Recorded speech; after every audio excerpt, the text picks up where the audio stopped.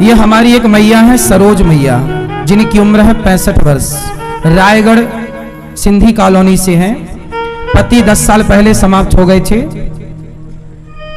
इनका एक बेटा हुआ था जो कि इन्होंने बचपन में ही किसी को दे दिया था। मैया से बात कराओ एक बार।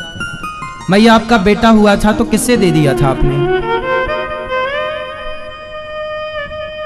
हाँ, उनको भी ना बाल बच्चा नहीं था। किसको दिया था बेटा आपने? मेरी देवरानी। आपको, आपकी देवरानी को आपने अपना बेटा दे दिया? जी। तो उसके बच्चा नहीं था इसलिए? उनके बच्चे पैदा हुए ही नहीं। फिर से ही मेरा देवर खत्म हो गया। फिर उसके बाद मेरा लड़का को मैं ले दी। तो आपने अपने बेटे को दे दिया? जी। फिर अपना जियो खाओ। फिर आपका बेटा दूसरा हुआ? नहीं, मेरे पास 3 बच्चा थे ना, 3 लड़का थे मेरे को। हाँ। तो 3 लड़का में 2 लड़का मेरा खत्म हो गया। अच्छा, 2 खत्म हो गए। 22 साल का खत्म हुआ और 12 साल का खत्म। और जो दे दिया था वो है? जी, वो है जी। अब आपके पास फिर बेटा नहीं है? नहीं। तो फिर आप गौरी गोपाल आश्रम क्यों आ गए? तो वो मेरे भतीजा लोग नहीं रखना चाह रहे हैं मेरे को, ना भाई रखना चाह रहा है। और आज मैंने माँ का परिचय इसलिए कराया कि जिस माँ ने अपने उस बेटे को गोद दिया था, आज वो बेटा अपनी माँ से मिलने के लिए आया है गौरी गोपाल आश्रम में। कौन है ये आपका? ये हमारा लड़का है, वैसे नहीं, यहाँ नहीं रहता है, दिल्ली में रहता है अपने। तो जिसे आपने गोद दे दिया था वही बच्चा है ये? जी। ये वही है? जी। तो वो अभी दिल्ली में रह रहा है, अपनी शादी करके दिल्ली में रह रहा है अपनी सास के पास में। अब बात करो भैया से। राधे राधे महाराज जी। क्या नाम है आपका? मेरा नाम दीपक है। ये वही दीपक है जिस दीपक को इनकी माँ ने बचपन में अपनी देवरानी को, है ना देवरानी? जी महाराज जी। देवरानी को दे दिया था जब ये 6 महीने का था। तो आज ये अपनी उस माँ से मिलने आया है जिस माँ ने इन्हें जन्म दिया है। गौरी गोपाल आश्रम में ये वृद्ध माता रहती हैं, इनके घर में कोई इनकी सेवा नहीं करता। तो बेटा, आप अपनी ये जो माँ है आपकी, तो आपकी वो माँ जिस माँ ने आपको गोद लिया, वो माँ की सेवा करते हो आप? महाराज जी, वो भी मेरी नहीं सुनती है। वो हरियाणा में एक भिवानी के शहर में रहती हैं अकेली। उनको मैं बोल बोल के थक चुका हूँ कि यहाँ आ जाओ। जब मेरे पास अपना किराए का मकान था ना, तब भी मैंने उनको इतना बोला कि यहाँ आ जाओ, मैं आपकी सेवा करूँगा, साथ में रहो, मिलते रहो। लेकिन उन्होंने अपने भाइयों के चक्कर में मेरे से मतलब बिल्कुल ही अलग से सब कुछ। चलिए, वो अपना व्यवहार उनकी जगह है, पर आप उनके प्रति श्रद्धा रखिएगा। मैं उनके प्रति अपनी श्रद्धा रखता हूँ और मैं हर 15 दिन में उनको देखने जाता हूँ। झाड़ू पोछा जो मेरे से बन पड़ता है, जो मेरे से सेवा होती है, मैं उनकी करता हूँ महाराज जी। अब आपके पास 2 जिम्मेदारी हैं। एक तो उस माँ की जिम्मेदारी जिसने आपको गोद लिया, और एक उस माँ की जिम्मेदारी जिसने आपको गोद दिया, जिसने जन्म दिया।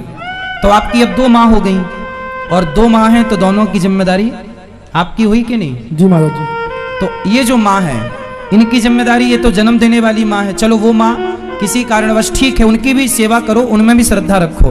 पर ये आपकी जो जन्म देने वाली माँ है, इनमें भी आपको श्रद्धा रखनी है और सेवा करनी है। महाराज जी, मैं इस चीज़ के लिए तत्पर हूँ, लेकिन अभी के लिए मैं मजबूर हूँ क्योंकि मेरे पास अपना आसरा नहीं है।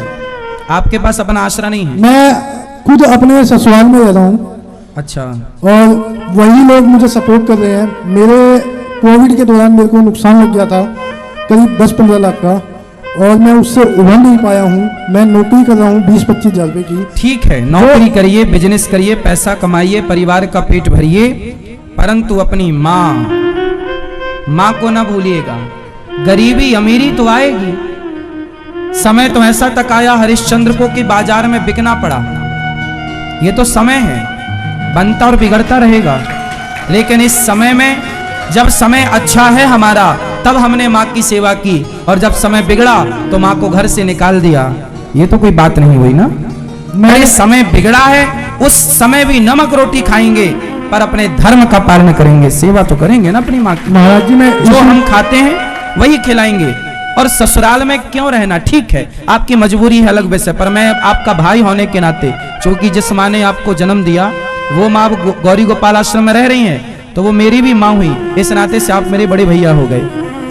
इस नाते से मैं आपको एक सलाह दे रहा हूं कि कभी नमक रोटी खाना पड़े तो खाओ, मेहनत जितनी करना पड़े करो, पर किसी के टुकड़ों पर पलने की कोशिश मत करो। यहां तक कि पिता के भी टुकड़ों पर नहीं, सेल्फ डिपेंड। माना कि आपका नुकसान कोरोना में हुआ, फिर भी आपको फिर खड़े, गिरो फिर खड़े हो जाओ, गिरो फिर खड़े। बच्चा गिरता है फिर खड़ा होता है, फिर चलता है, फिर गिरता है, फिर खड़ा होता है। अरे गिर गिर के संभलना ही जीवन है, इसलिए संभलो।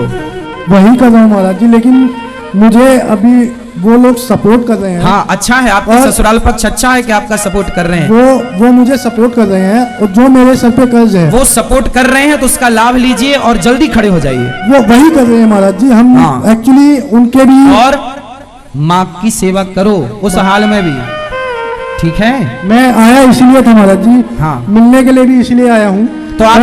तो आप अभी माँ को लेके जा रहे हैं? महाराज जी अभी मैं असमर्थ हूँ बिल्कुल भी, क्योंकि मेरे पास अपना। चलो कोई बात नहीं, अभी आप असमर्थ है, पर मुझे वचन दो कि जब आप सेल्फ हो जाएंगे, जैसे ही आप बिल्कुल अपने पांव पे खड़े हो जाएंगे, तुरंत अपनी माँ को लेकर महाराज जी बिल्कुल। और माँ की सेवा ऐसे करना जैसे भगवान की सेवा की जाती है। बिल्कुल महाराज जी। देखो, माँ की दुआएं कभी खाली नहीं जाती, ये बात भगवान से भी टाली नहीं जाती।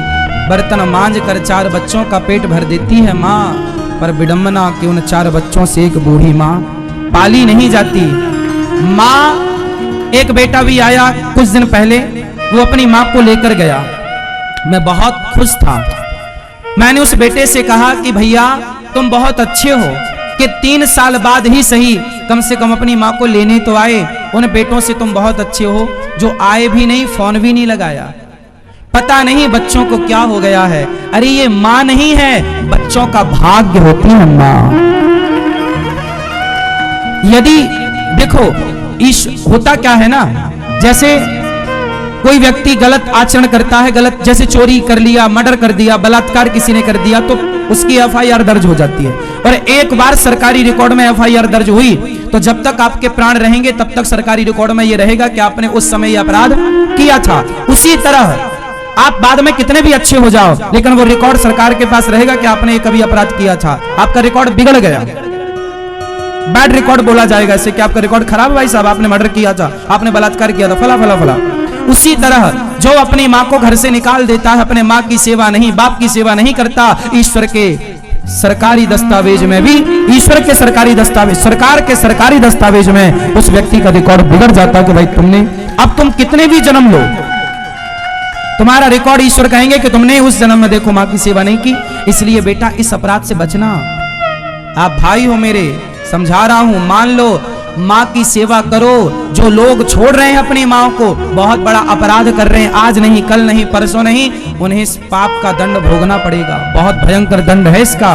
इसलिए सेवा करना है अपनी माँ की। किसी भगवान कभी उसे माफ नहीं करते जो अपनी माँ की सेवा नहीं करता। ईश्वर की डायरी में अपराधी होता है सदा के लिए जो सेवा नहीं करता।